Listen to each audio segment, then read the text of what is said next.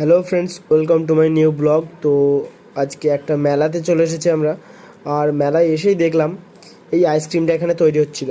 আর আইসক্রিমটা আমি যখন আসি, আমার ভাগ্যবশত আমি দেখতে পেলাম যে কিভাবে মানে পুরো এটা কিভাবে বানানো হয়, উম, পুরো প্রথম থেকেই আমি দেখতে পেয়েছি। তা আমি ভাবলাম যে তোমাদেরকেও দেখাই। তো দেখো আর এনজয় করো আমার সাথেই।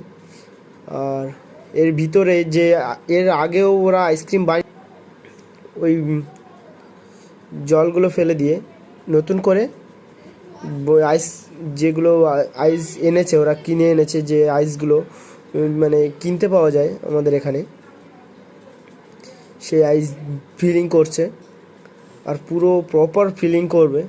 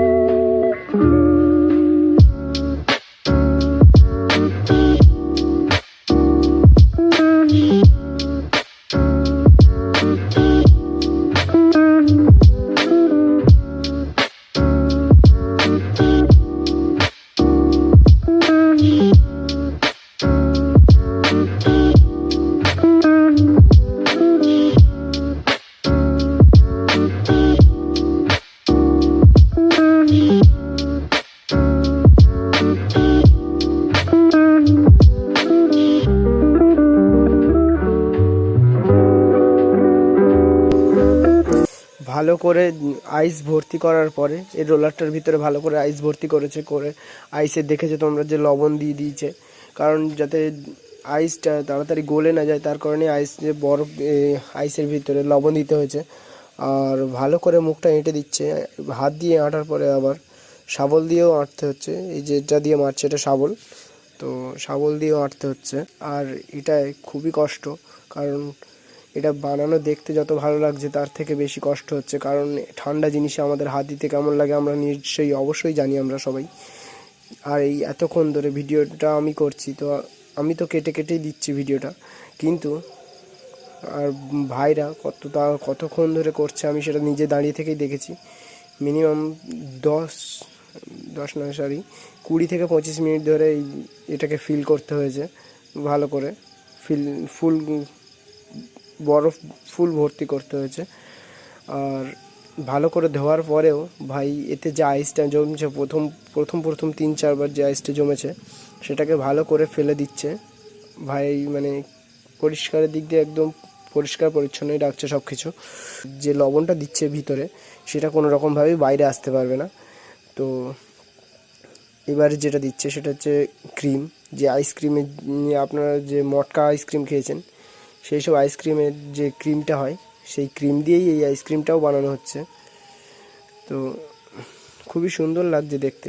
আর সারা মেলায় যা মানে যে কজন এখান থেকে যাচ্ছিল সবাই দাঁড়িয়ে দাঁড়িয়ে দেখছে যে কত সুন্দর লাগছে আইসক্রিম বানানোটা। সবাই দেখে ফার্স্ট টাইম আমাদের এখানে ফার্স্ট টাইম, কারণ আমি তো আগে দেখেছি, হয়তো ইউটিউবে দেখেছি বা বাইরে কোথাও মেলায় গেছি, ঘুরতে গেছি, সেখানে দেখেছি। কোনো টাইমেই আমি আমাদের এখানে দেখিনি। তো এটা ভাইরা ফার্স্ট টাইম এখানে এনেছে, তো সবাই দাঁড়িয়ে দাঁড়িয়ে দেখছে একরকম। আর এতে জাস্ট সামান্য পরিমাণে ভাই ফুড কালার ইউজ করছে, তাও খুবই কম, জাস্ট গার্নিশিংয়ের জন্য ফুড কালারটা দেখতে যাতে ভালো লাগে। গ্রিন কালার আর রেড কালার খুবই সুন্দর লাগছে দেখতে, আর খেতেও তো খুবই সুন্দর। তোমরা অবশ্যই ট্রাই করে দেখবে কেমন লাগে খেতে। তো দেখতেই পাচ্ছ গার্নিশিংয়ের পরে আরও ভালো লাগছে দেখতে। আর কত স্পিডে ঘোরাচ্ছে দেখো ভাই, অসাধারণ দেখতে লাগছে। তো এতক্ষণ দেখার পর আমিও দাঁড়িয়ে থাকতে পারলাম না, আমি ভাইকে বললাম যে আমার জন্য 2 প্লেট দাও।